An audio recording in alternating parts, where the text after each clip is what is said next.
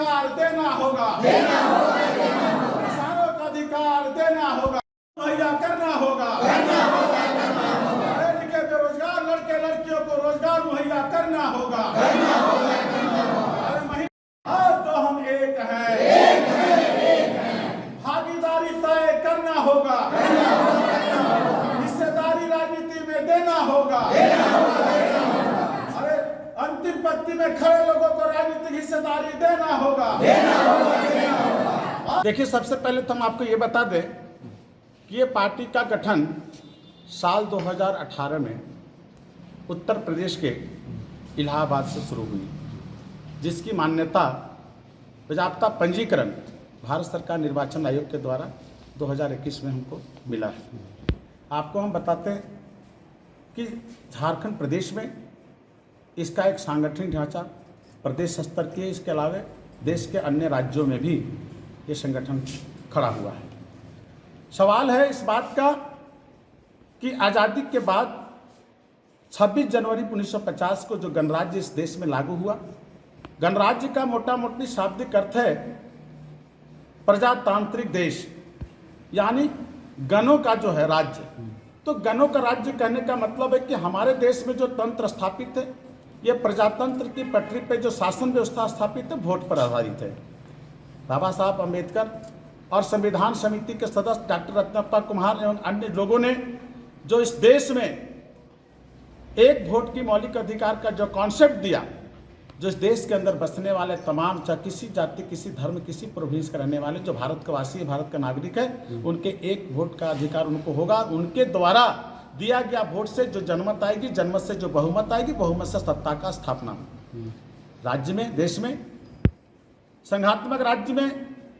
जो अनेक राज्य हैं, जो भारत के अंदर है, विधानसभा का व्यवस्था है और केंद्र में लोकसभा की व्यवस्था है। संसदीय प्रणाली किस देश में जो अब तक की सरकारें स्थापित हुई, हम समझते हैं गैर बराबरी की राजनीति, ऊंच नीच की राजनीति, समान शिक्षा की राजनीति नहीं हुआ। तो लोगों में एक रोष पैदा होता चला जा रहा है। जैसे जैसे इस देश के अंदर शिक्षा का प्रसार बढ़ रहा है, वैसे वैसे संविधान का ज्ञान हर एक नागरिकों को पता चल रहा है। तो अपने जो संविधान में उनको मौलिक अधिकार दिया गया, राजनीति का मौलिक अधिकार, बोलने की स्वतंत्रता, समान शिक्षा पाने का जो है अधिकार, महिला सम्मान सुरक्षा का जो है जो अनुच्छेद लाए गए, कहीं न कहीं धरातल पर ये तमाम चीज़ें नहीं दिखती हैं। तो देश के अंदर आज ऐसे तमाम ऐसे सवालों को लेकर दैट मीन्स रीजन है, और रीजन ये है कि जो समान शासन प्रणाली लागू होना चाहिए इस देश की एक एक आम आवाम पर, वो नहीं लागू हुआ। रोजी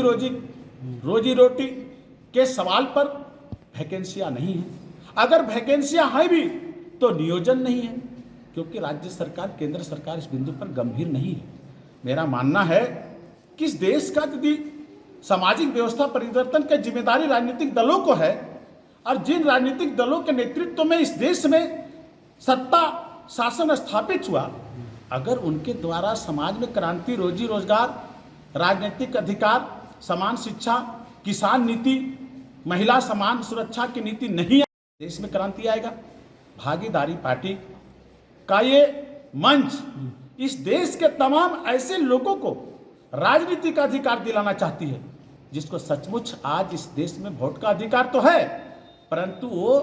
विभिन्न रिकॉग्नाइज पॉलिटिकल पार्टी में रहकर सिर्फ झंडा ढोने का काम कर रहे हैं। जब वो नेतृत्व की बात करते हैं, जब वो राजनीतिक अधिकार में टिकट मांग के विधानसभा लोकसभा का चुनाव लड़ना चाहते हैं, उनकी जो है राजनीतिक भागीदारी शून्य कर दी जाती है। इसका मतलब साफ है कि कहीं न कहीं लोगों को दबाया जाता है। भागीदारी का मंच इसलिए तैयार हो गया है कि आप जो इस देश के अंदर तमाम जो वर्ग जिनको हाशिए पे रखा गया, जो एकदम अंतिम पंक्ति पर खड़ा, आप देखेंगे ऐसे पंक्तियों में खड़ा होने वाले लोगों में भी मेधावी लोग हैं जो राजनीति का सोच रखते हैं। हम लोग ऐसे लोगों को बाजार से चुन के ला रहे हैं और इस भागीदारी, इस साझेदारी के मंच से जोड़ रहे हैं और उनको विश्वास दिला रहे हैं कि तुमको राजनीतिक भागीदारी मिलेगा, बस आप मेरे साथ गोलबंद हो जाओ। आज पूरे देश में वरन झारखंड प्रदेश में भी भागीदारी पार्टी की ओर लोगों का रुझान बढ़ता चला जा रहा है। मानसिकता ये है, उनको विश्वास है कि अगर उनकी राजनीति की गारंटी कोई कर सकता है तो भागीदारी पार्टी कर। मेरा ये मानना है कि इस प्रदेश में पिछले 1.5 साल से हम लोगों ने भागीदारी पार्टी के मंच में जो आंदोलन किया, जिसका नतीजा हुआ कि हम जो हाल के लोकसभा चुनाव हुए, ऐसे लोकसभा चुनाव में हमने 10 प्रत्याशी खड़ा किया था, 2 लोगों का पर्चा खारिज हुआ, 8 लोग हमारे चुनाव लड़े। और जो कमिंग विधानसभा चुनाव आ रहा है, निकट भविष्य 2 महीना में होना है, ऐसे विधानसभा चुनाव में भी कारगर लोगों को, सिद्ध लोगों को, जिनके पास राजनीति का ज्ञान है, जिसके पास शिक्षा का ज्ञान है, जिसके पास विधि का ज्ञान है, जिसके पास राजनीति की क्षमता है, जो सामाजिक समरसता पैदा कर सकता है, जाति पाति क्षेत्र प्रवेश से ऊपर उठ के, अमीरी गरीबी के फासला से ऊपर उठ के जो समाज को दिशा दे सकते हैं, ऐसे लोगों को राजनीति के प्लेटफॉर्म पर खड़ा करके उनको टिकट देके जो कानून बनाने का मंदिर है विधानसभा, उसमें चुनाव जिता के हम भेजना चाहते हैं। आप देखे होंगे कितने सीट हम लोग प्रस्ताव था वो 50 सीटों के थी, परंतु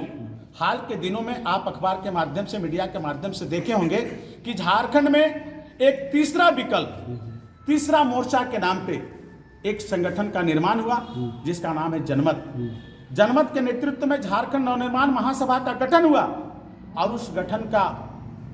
मतलब है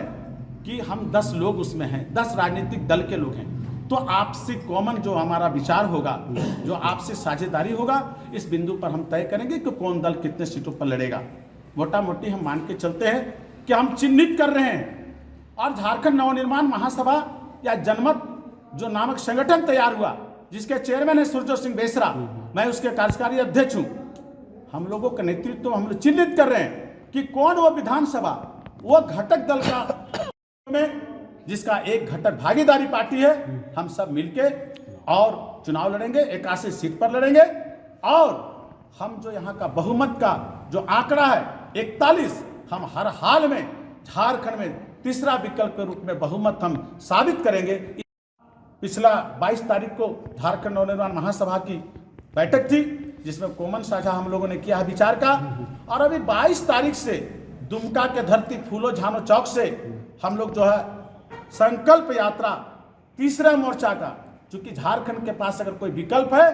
तो तीसरा मोर्चा ही है, और झारखंड की जनता को तीसरा विकल्प की तलाश भी है। हम लोग वहां से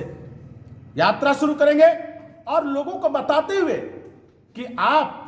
जो सपना देखे थे झारखंड गठन के बाद यहाँ के आम आवाम का विकास का,